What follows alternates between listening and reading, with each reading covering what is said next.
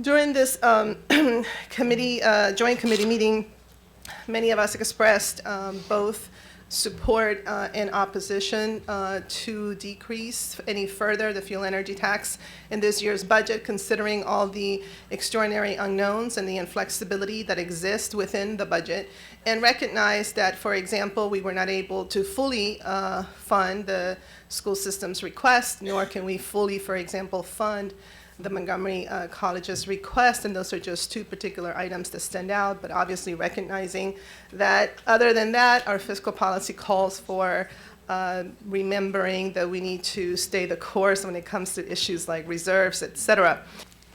I guess I'm not happy with where we are right now, and I want to amplify something that Nancy said. I, too, exercised enormous restraint. The inability to not have another class size increase this year is a major issue. It would have been easy in the Education Committee, and we probably could have gotten the votes to put $10 million on the reconciliation list to fund class size. And what would that have done? That would have embarrassed the council. It would have put another $10 million of wish list money on an already unmanageable wish list. It would have made it impossible to fund. But we could have made a statement that we were standing by our kids and we wanted to see this stuff on the reconciliation list. We didn't do that because we looked at this reconciliations list and said this is not manageable. But to then want to put in an energy tax cut, rather than have a conversation about decreasing class size, if you guys have another $10 million you think you can spare or go into the reserves for, I'll take that money for reducing class sizes in Montgomery County. That would be a more useful and more beneficial thing to do if people think there's a spare $10 million lying around than to give this energy tax cut.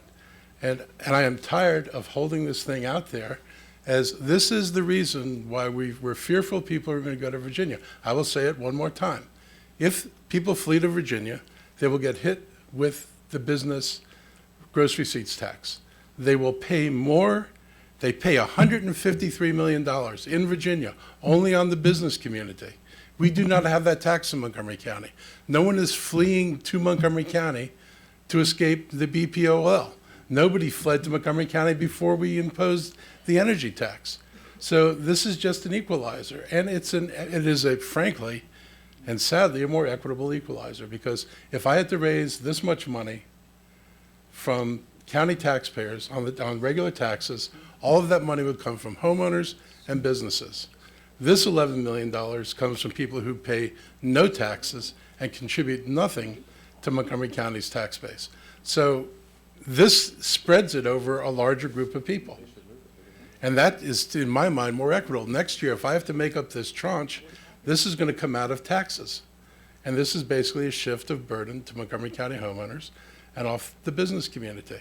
And I agree with Mr. Reamer's comments that people have the option of taking advantage of any number of things we've done. Mr. Berliner's proposals about how to help fund energy efficiency. If people want to drive down their taxes, they can make their entities more energy efficient.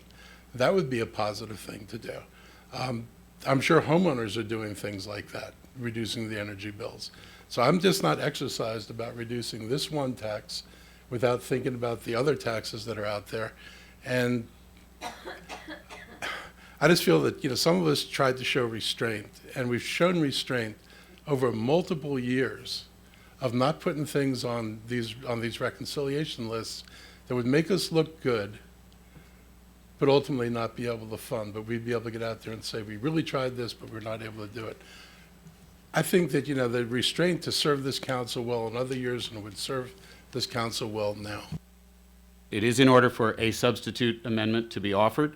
That motion is now before the council. Those in favor of the substitute, which would be placing a 5% reduction in the increase, the 2011 increase in the energy tax, will signify by raising their hands. Those in favor will signify by raising their hands.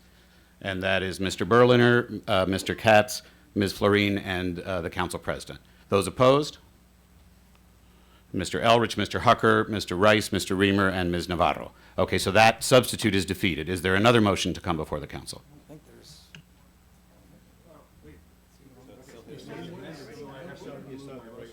The substitute is defeated, so that would take us to the underlying motion. That's right, thank you.